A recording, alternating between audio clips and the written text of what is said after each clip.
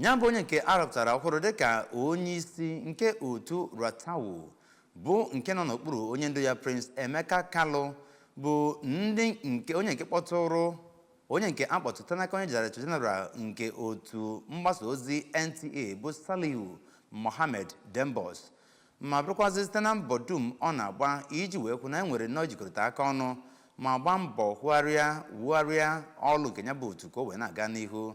N'okwu o kwuru na njem nleta ahụ nke ọ kpọtụrụ ya ka Prince Kalu gara n'ihu wee mee ka amata na anya na ụlọ mgbasa ozi NTA ejikọta aka ọnụ dị nnọọ mkpa iji wee tọọ nnukwute ntọala na ya bụ amụokwu mgbanwe 12 bụ nke gbadoro ụkwụ n'ịkwalite ọdịmma ndị nke nọ na ya bụ otu wee na-alụ ọlụ.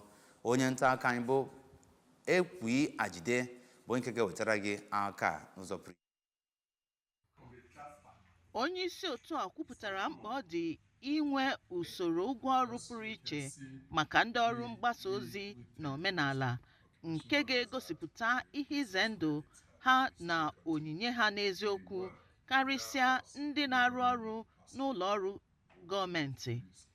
O kwuru na ndị otu RATTAWU na-enwekarị ihe isi ike n'ọrụ ha ma ọ bụ ezie na ha na-eme nnukwu ihe emebeghị ka o nwee ekele zuru oke maka ha. Ọ kọwara na ọchịchị ya kwesịrị ike ime ka ihe ndị a gbanwee.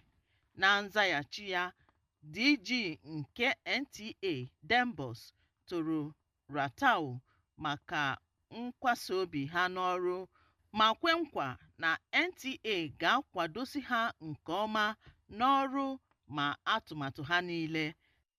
Site na Abuja, Princess Ekwi Ajide, akụkọ ụwa ABS.